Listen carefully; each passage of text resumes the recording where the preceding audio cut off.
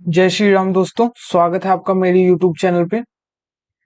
इस वीडियो में हम लोग राष्ट्र गौरव से रिलेटेड कुछ इंपॉर्टेंट क्वेश्चन देखने वाले हैं। ये पार्ट 3 है। इसके पहले के दो पार्ट में हम लोग 65 एमसीक्यू देख चुके हैं और हम लोगों ने ये देखा था पिछले दो वीडियो में, जिसके पहले के दो पार्ट हैं कि राष्ट्र गौरव क्या होता है और राष्ट्र गौरव का सिलेबस क्या है। उसके बाद से 65 एमसीक्यू देखे थे।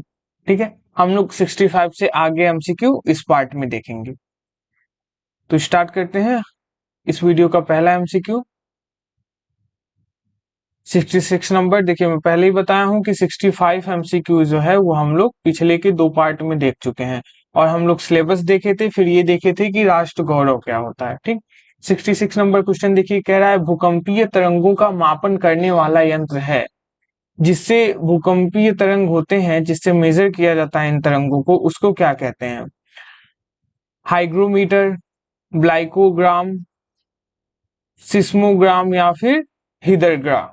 तो 66 नंबर का जो राइट आंसर है 66 नंबर क्वेश्चन का, वो हो जाएगा ऑप्शन नंबर सी, सिस्मोग्राफ। ठीक है, भूकंपीय तरंगों को मापन करने के लिए जिस यंत्र का प्रयोग किया जाता है उसको सिस्मोग्राफ कहते हैं। अगला क्वेश्चन देखिए, कह रहा है 67 नंबर क्वेश्चन, हरित गैसें हैं। हरित गैसें कौन कौन से होते हैं? कार्बन डाइऑक्साइड, CFC, मीथेन या फिर उपरोक्त सभी। तो 67 नंबर क्वेश्चन का राइट आंसर है उपरोक्त सभी। कार्बन डाइऑक्साइड, CFC और मीथेन, ये तीनों जो है वो हरित गैसें हैं। 68 नंबर क्वेश्चन देखिए, 68 नंबर क्वेश्चन कह रहा है टिहरी बांध परियोजना स्थित है। टिहरी बांध परियोजना जो लागू हुआ था वो कहाँ पे है? उत्तराखंड में, छत्तीसगढ़ में, झारखंड में या फिर उत्तर प्रदेश में। तो 68 नंबर क्वेश्चन का जो राइट आंसर है वो है ऑप्शन नंबर ए, उत्तराखंड में। अगला क्वेश्चन देखिए, क्वेश्चन नंबर 69, वायु प्रदूषण से होने वाला रोग है। वायु प्रदूषण से कौन सा रोग जो है वो सबसे ज्यादा होता है? अस्थमा, ब्रोंकाइटिस, फेफड़ों का कैंसर या फिर उपरोक्त सभी। तो 69 नंबर क्वेश्चन का जो राइट आंसर है वो है ऑप्शन नंबर डी, उपरोक्त सभी। वायु प्रदूषण से अस्थमा का रोग भी होता है, ब्रोंकाइटिस भी होता है और फेफड़ों का कैंसर भी होता है। अगला क्वेश्चन देखते हैं, क्वेश्चन नंबर 70, विश्व की प्रमुख आपात स्वयंसेवी संस्था है। Red cross, red triangle, red line या फिर रेड सर्कल। तो इसका राइट ऑप्शन है हम लोग का रेड क्रॉस, ऑप्शन नंबर ए। अगला क्वेश्चन देखिए, धार्मिक स्वतंत्रता के अंतर्गत नहीं आता है। धार्मिक स्वतंत्रता के अंतर्गत जो है क्या नहीं आता है? धर्म परिवर्तन हेतु दबाव, स्वेच्छा धर्म परिवर्तन, पूजा का अधिकार, पूजा स्थल के निर्माण का अधिकार। 71 नंबर क्वेश्चन का जो राइट आंसर है वो है ऑप्शन नंबर ए, धर्म परिवर्तन हेतु दबाव। ठीक है, धर्म परिवर्तन के लिए किसी पे दबाव नहीं दे सकते हैं। 72 नंबर क्वेश्चन, भारतीय संविधान के किस अनुच्छेद में धर्म, मूल वंश, जाति, लिंग या जन्म स्थान के आधार पर विभेद का प्रतिषेध किया गया है? अनुच्छेद 1 में, अनुच्छेद 13 में, अनुच्छेद 15 में या इनमें से कोई नहीं। तो 72 नंबर क्वेश्चन का जो राइट आंसर होगा हम लोग का वो है ऑप्शन नंबर सी, अनुच्छेद 15 में ये उल्लेखित है कि धर्म, मूल वंश, जाति, लिंग या जन्म स्थान के आधार पर विभेद का प्रतिषेध है। इसके आधार पर हम लोग नहीं बांट सकते हैं। अगला क्वेश्चन देखते हैं, क्वेश्चन नंबर 73, संयुक्त राष्ट्र संघ ने किस वर्ष को बाल अधिकारों का अंतरराष्ट्रीय वर्ष घोषित किया? संयुक्त राष्ट्र संघ ने किस वर्ष को बाल अधिकारों का अंतरराष्ट्रीय वर्ष जो है वो घोषित किया? तो 73 नंबर क्वेश्चन के लिए देखिए ऑप्शन दिया 1973, 1977, 1978 एंड 1979। तो जो राइट ऑप्शन है हम लोग का वो हो जाएगा ऑप्शन नंबर डी, 1979 को बाल अधिकारों का अंतरराष्ट्रीय वर्ष घोषित किया गया था। भारतीय संविधान, अगला क्वेश्चन, भारतीय संविधान के किस अनुच्छेद में समान न्याय और निःशुल्क विधिक सहायता का उपबंध किया गया है? अनुच्छेद 38 में, अनुच्छेद 39 में, अनुच्छेद 38 क में या फिर अनुच्छेद 39 क में। तो 74 नंबर क्वेश्चन का जो राइट आंसर है वो है option number D, article 39A में जो है समान न्याय और निःशुल्क विधिक सहायता का उपबंध किया गया है। 75 नंबर क्वेश्चन देखिए, संविधान के किस अनुच्छेद में समानता का अधिकार दिया गया है? संविधान के किस अनुच्छेद में समानता का अधिकार दिया गया है? अनुच्छेद 15, अनुच्छेद 14 या फिर अनुच्छेद 13? तो 75 नंबर क्वेश्चन का जो राइट आंसर है हम लोग का वो है ऑप्शन नंबर बी, अनुच्छेद 14 में समानता का अधिकार दिया गया है। अगला क्वेश्चन देखते हैं, क्वेश्चन नंबर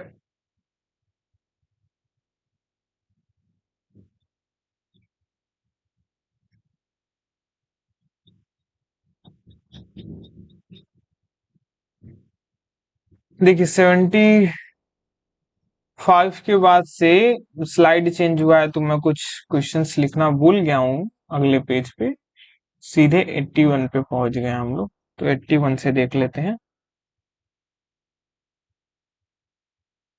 81 कह रहा है, एक मिनट एक बार और चेक कर लेते हैं। हाँ, तो 5 क्वेश्चन जो है वो मैं लिखना भूल गया हूँ, 81 से देख लेते हैं। 81 क्वेश्चन कह रहा है, मानव अधिकार की संरक्षा के लिए लोगों को निम्न पर पूर्ण रूपेण विश्वास है। किस पे? राज्यसभा पे, लोक अदालत पे, लोकसभा पे या फिर न्यायपालिका पे? तो 81 नंबर क्वेश्चन का जो राइट आंसर है वो है ऑप्शन नंबर बी, लोक अदालत पे। ठीक है, मानव अधिकार की संरक्षा के लिए लोगों को लोक अदालत पे पूर्ण रूपेण विश्वास है। अगला क्वेश्चन देखिए, क्वेश्चन नंबर 82, जीवन एवं व्यक्तिगत स्वतंत्रता का अधिकार दिया गया है। किस अनुच्छेद में जीवन एवं व्यक्तिगत स्वतंत्रता का अधिकार दिया गया है? अनुच्छेद 21 में, अनुच्छेद 14 में, अनुच्छेद 19 में या फिर अनुच्छेद 20 में? तो 82 नंबर क्वेश्चन का जो राइट ऑप्शन होगा हम लोग का ऑप्शन नंबर सी, संविधान के अनुच्छेद 19 के अंतर्गत जीवन एवं व्यक्तिगत स्वतंत्रता का अधिकार दिया गया है। 83 नंबर क्वेश्चन, उत्तर प्रदेश राज्य मानवाधिकार आयोग का मुख्यालय कहाँ स्थित है? इलाहाबाद में, वाराणसी में, लखनऊ में या फिर गाजियाबाद में? तो 83 नंबर क्वेश्चन का जो हम लोग का राइट आंसर होगा वो होगा ऑप्शन नंबर सी, लखनऊ में। अगला क्वेश्चन देखते हैं, क्वेश्चन नंबर 84, राज्य मानव अधिकार आयोग के सदस्यों की नियुक्ति कौन करता है? राज्य मानव अधिकार आयोग के सदस्यों की नियुक्ति कौन करता है? राष्ट्रपति, प्रधानमंत्री, राज्यपाल या फिर मुख्यमंत्री? तो 84 नंबर क्वेश्चन का जो राइट आंसर है वो है ऑप्शन नंबर सी, राज्यपाल जो है राज्य मानव अधिकार आयोग के सदस्यों की नियुक्ति करता है। अगला क्वेश्चन 85 नंबर, संविधान के किस अनुच्छेद में बंधुआ मजदूरी प्रतिबंधित की गई है? बंधुआ मजदूरी जो है वो संविधान के किस अनुच्छेद में प्रतिबंधित है? अनुच्छेद 21, अनुच्छेद 23, अनुच्छेद 24 या फिर 25? तो 85 नंबर क्वेश्चन का जो राइट आंसर होगा हम लोग का वो होगा ऑप्शन नंबर बी, अनुच्छेद 23 में, यानी आर्टिकल 23 में बंधुआ मजदूरी प्रतिबंधित की गई है। अगला क्वेश्चन 86 नंबर, भारत के संविधान के किस भाग में मूल अधिकारों का उल्लेख किया गया है? भारत के संविधान के किस भाग में मूल अधिकारों का उल्लेख किया गया है? भाग 4 में, भाग 3 में, भाग 5 में या फिर भाग 1 में? तो 86 नंबर क्वेश्चन का जो राइट आंसर है वो है हम लोग का ऑप्शन नंबर बी, भाग 3 में भारत के संविधान के मूल अधिकारों का उल्लेख किया गया है। अगला क्वेश्चन 87 नंबर, अंतरराष्ट्रीय मानव अधिकार दिवस, अंतरराष्ट्रीय मानव अधिकार दिवस मनाया जाता है किस डेट को? जो है कि अंतरराष्ट्रीय मानव अधिकार दिवस मनाया जाता है 10 दिसंबर को, 24 दिसंबर को, 10 अक्टूबर को या फिर 24 अक्टूबर को? तो 87 नंबर क्वेश्चन का राइट आंसर हो जाएगा ऑप्शन नंबर ए, 10 दिसंबर को, 10 दिसंबर को अंतरराष्ट्रीय मानव अधिकार दिवस मनाया जाता है। अगला क्वेश्चन देखते हैं, क्वेश्चन नंबर 88, मानव अधिकार की अवधारणा का मूल आधार है। मानव अधिकार की जो अवधारणा है उसका मूल आधार क्या है? जल, प्रकृति, वायु या फिर मानव? तो 88 नंबर क्वेश्चन का जो राइट ऑप्शन है वो है ऑप्शन नंबर डी, मानव। ठीक है, मानव जो है वो मानव अधिकार की अवधारणा का मूल आधार है। जब मानव के लिए अधिकार बन रहा है और मानव ही नहीं रहेगा उसमें, तो आखिर किसके लिए बन रहा है फिर। 88 नंबर क्वेश्चन का जो ऑप्शन डी है वो राइट ऑप्शन है। अगला क्वेश्चन, क्वेश्चन नंबर 89, राष्ट्रीय मानवाधिकार आयोग के सदस्यों की नियुक्ति करता है। राष्ट्रीय मानव राष्ट्रीय मानवाधिकार जो है उस आयोग के सदस्यों की नियुक्ति कौन करता है? प्रधानमंत्री, राज्यपाल, राष्ट्रपति या फिर मुख्यमंत्री। तो 89 नंबर क्वेश्चन का जो राइट ऑप्शन है वो हो जाएगा हम लोग का ऑप्शन नंबर सी, राष्ट्रपति राष्ट्रीय मानवाधिकार आयोग के सदस्यों की नियुक्ति करता है। ठीक है, अगले क्वेश्चन की तरफ बढ़ते हैं। क्वेश्चन नंबर 90, निम्नलिखित में से कौन से अधिकार तृतीय पीढ़ी के मानव अधिकार माने गए हैं? शांति का अधिकार, विकास का अधिकार, स्वस्थ पर्यावरण का अधिकार या फिर उपर्युक्त सभी। ऑप्शंस हैं शांति का अधिकार, option number A, option B विकास का अधिकार, ऑप्शन सी स्वतंत्र स्वस्थ पर्यावरण का अधिकार और लास्ट ऑप्शन कह रहा है उपर्युक्त सभी। तो हम लोग का 90 नंबर क्वेश्चन का जो राइट आंसर है वो है ऑप्शन नंबर डी, उपर्युक्त सभी। तृतीय पीढ़ी में शांति का अधिकार, उसके बाद से विकास का अधिकार और ऑप्शन सी स्वतंत्र पर्यावरण का अधिकार, ये तीनों आ जाते हैं। ठीक है, ये तृतीय पीढ़ी में रखे गए हैं। अगला क्वेश्चन देखते हैं, क्वेश्चन नंबर 91। 91 क्वेश्चन कह रहा है, राष्ट्रीय मानवाधिकार आयोग का मुख्यालय स्थित है। राष्ट्रीय मानवाधिकार आयोग का मुख्यालय कहाँ है? दिल्ली में, लखनऊ में, मुंबई में या फिर कोलकाता में। तो 91 नंबर जो क्वेश्चन है इसका राइट आंसर हम लोग का ऑप्शन नंबर ए, दिल्ली में राष्ट्रीय मानवाधिकार आयोग का मुख्यालय स्थित है। अगला क्वेश्चन 92 नंबर, राष्ट्रीय महिला आयोग की वर्तमान अध्यक्ष हैं।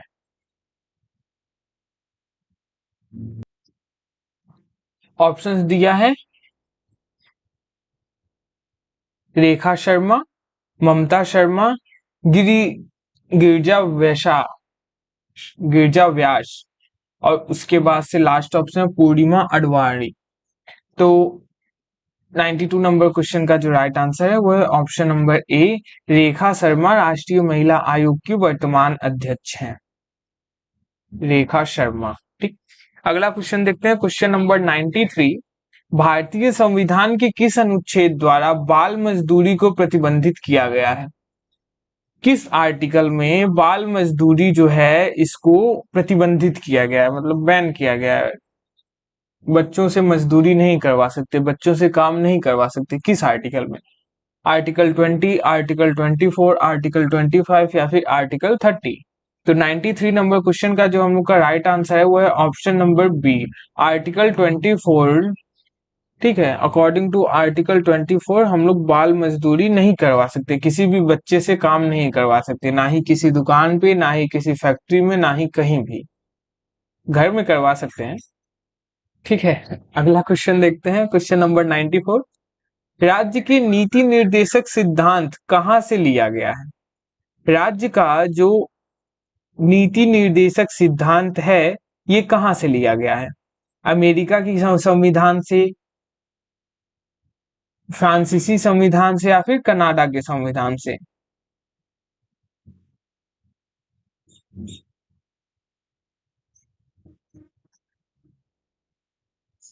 देखिए ऑप्शंस दिए गए हैं, अमेरिका के संविधान से, ऑप्शन बी देखिए ये आधा ही लिखा हुआ है, अभी मैं इसको आपको पूरा करेक्ट बता दे रहा हूँ। ऑप्शन सी है फ्रांसीसी संविधान से और ऑप्शन डी है कनाडा के संविधान से।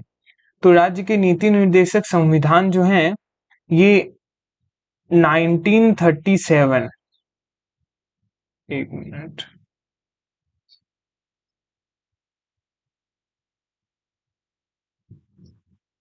राज्य के जो नीति निर्देशक सिद्धांत हैं वो 1937 के आयरिस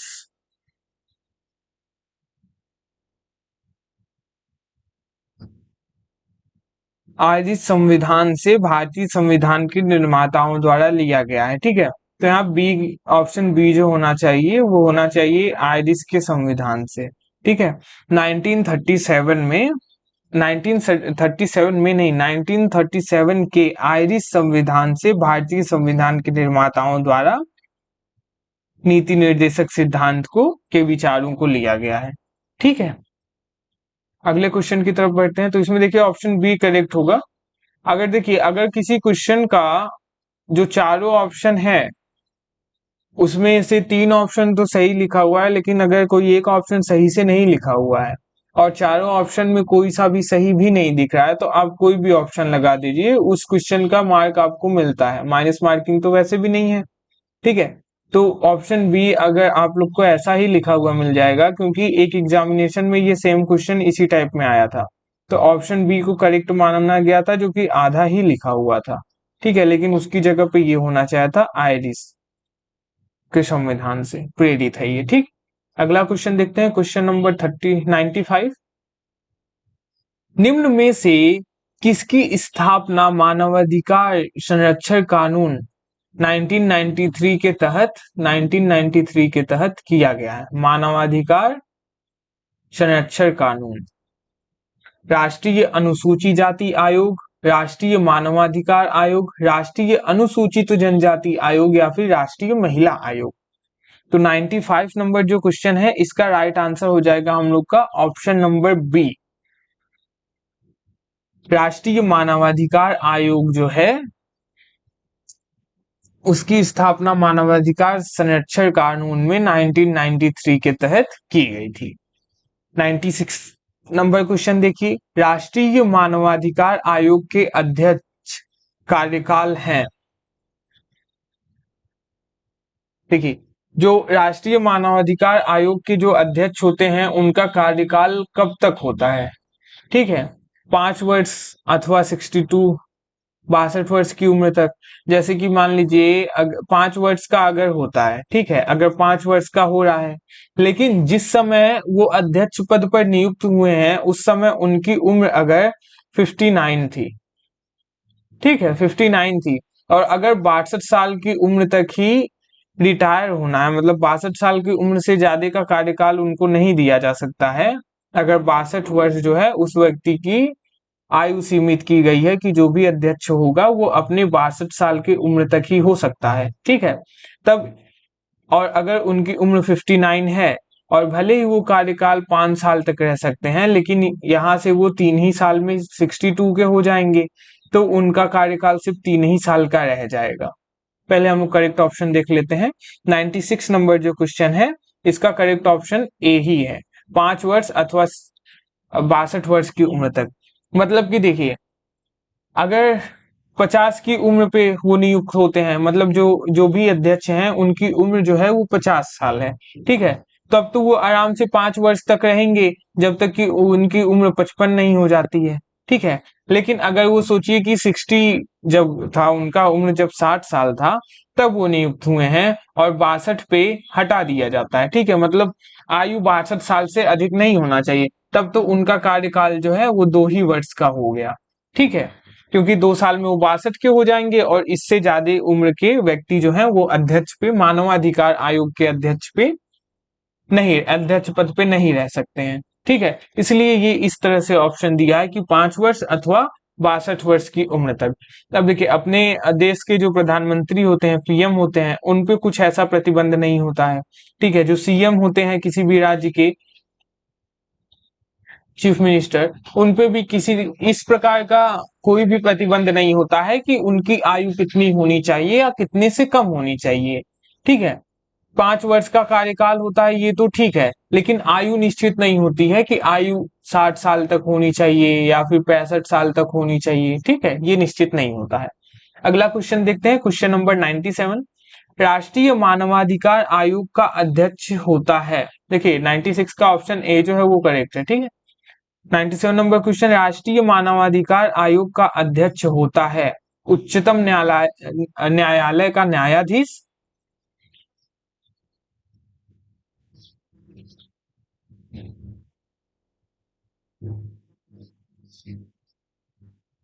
ठीक है। राष्ट्रीय मानवाधिकार आयोग का अध्यक्ष होता है उच्चतम न्यायालय का न्यायाधीश। देखिए ये भी एक साल पूछा गया क्वेश्चन है, जिसमें ऑप्शन नंबर बी जो है वो सिर्फ इतना ही लिखा हुआ था। ठीक है, लेकिन इसमें करेक्ट ऑप्शन अगर होगा तो हम उसको लगाएंगे, बी को नहीं लगाएंगे। ठीक है, तो देखिए 97 नंबर क्वेश्चन का जो राइट आंसर है वो हम लोग का ऑप्शन नंबर सी है। उच्चतम न्यायालय का अवकाश प्राप्त मुख्य न्यायाधीश जो होता है वो राष्ट्रीय मानवाधिकार आयोग का अध्यक्ष होता है। ठीक है, अगले क्वेश्चन की तरफ बढ़ते हैं। क्वेश्चन नंबर 98, भारत में राष्ट्रीय मानवाधिकार आयोग की स्थापना का वर्ष है।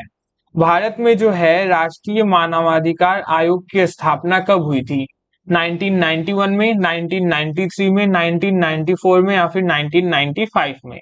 तो 98 नंबर क्वेश्चन का जो राइट आंसर है हम लोग का वो है ऑप्शन नंबर बी। 1993 में राष्ट्रीय मानवाधिकार आयोग की स्थापना हुआ था। कब? 1993 में। अगला क्वेश्चन है हम लोग का, सभी मानवाधिकार सभी के लिए, सभी मानवाधिकार सभी के लिए का नारा मानवाधिकारों के सार्वभौम घोषणा के किस वर्षगांठ के लिए स्वीकार किया गया था? 50वीं वर्षगांठ, 25वीं वर्षगांठ, 30वीं वर्षगांठ या फिर 15वीं वर्षगांठ? तो जो हम लोग का सही ऑप्शन है, सही उत्तर है वो है ऑप्शन नंबर ए, 50वीं वर्षगांठ। ठीक है, देखिए ये घोषणा यूनाइटेड नेशन जनरल असेंबली यानी कि यूएनजीए,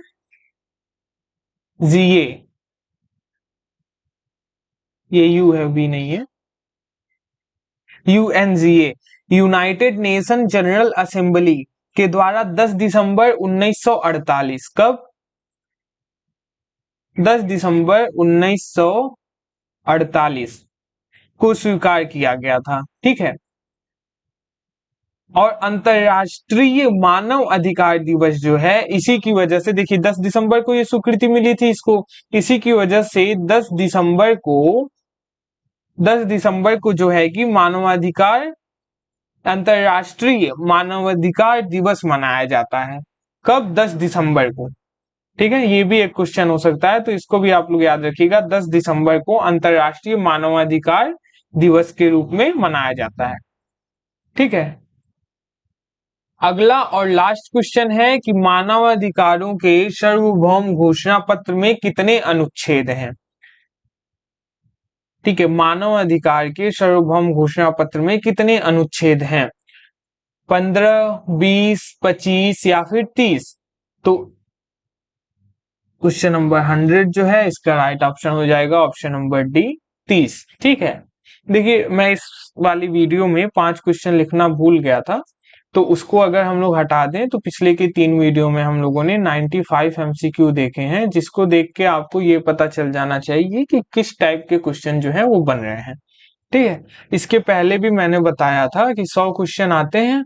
पहले पार्ट में मैंने सिलेबस बता दिया है, जिसकी वजह से आपको ये पता हो सिलेबस के अकॉर्डिंग क्या क्या टॉपिक पढ़ना है और किस किस टॉपिक से जो है कि क्वेश्चन आ रहे हैं। देखिए 95 क्वेश्चन जो है इसमें आप लोगों ने अगर ध्यान दिया होगा अच्छे से तो हर एक टॉपिक से लगभग एक क्वेश्चन तो यहाँ पे है ही। ठीक है, तो आपका पेपर बेहतर जाएगा अगर आप सिलेबस के अकॉर्डिंग टॉपिक को पढ़े रहेंगे। सिर्फ एमसीक्यू देखने से नहीं जाएगा, नहीं, अच्छा पेपर नहीं होगा जब तक आप सिलेबस के अकॉर्डिंग हर एक टॉपिक को डिटेल में नहीं पढ़ते हैं। ठीक है, तो इसके पहले के 2 वीडियोस को भी जाके देखिए और सिलेबस को जरूर देखिए और सिलेबस के अकॉर्डिंग टॉपिक्स जरूर देखिए। ठीक है, सिलेबस में कुछ वेदों और बहुत ही मतलब ग्रंथों के बारे में भी दिया गया है सिलेबस में, लेकिन मैंने पिछले भी 2 वीडियो में बताया था और अब भी बता दे रहा हूं कि वो पूरा आपको नहीं पढ़ना है, क्योंकि पूरा वेद आप लोग नहीं पढ़ पाएंगे। ठीक है, आपको सिर्फ उसको इंट्रो बेसिस पे पढ़ना है कि ये वेद है तो किसने लिखा था, कब लिखा गया था, इस वेद को लिखने के पीछे का मेन कारण क्या है, इसमें क्या क्या जानकारियां मिलती हैं। ठीक है, कितने अध्याय किसी वेद का नाम आ जाता है, अगर मान लीजिए ऋग्वेद का ही नाम ले लेते हैं तो उसमें फिर कितने अध्याय हैं, कितने खंड हैं, ठीक है, कितने पार्ट्स में उसको डिवाइड किया गया है, ये सारी चीजें उन सब उन सब से रिलेटेड पूछी जाएंगी, ठीक है। और वेदों से रिलेटेड कुछ और नहीं पूछा जाएगा। तो अगर आपको सिलेबस में ऐसी कुछ किताबें वहां पे दिया होगा जिनके बारे में डिटेल में पढ़ना है, तो उसको सिर्फ इंट्रो बेसिस पे पढ़ना है, ठीक है। कि अगर कोई पुस्तक है तो कब लिखा गया, किसने लिखा, उसमें किस चीज की जानकारी है, अध्याय कितने हैं, पाठ कितने हैं, कितने हिस्सों में उसको बांटा गया है, कितने खंड हैं, कितने श्लोक का इस्तेमाल हुआ है उसमें, ठीक है। इस तरह से, ठीक है। सो मिलते हैं अगले वीडियो में। Thank you everyone.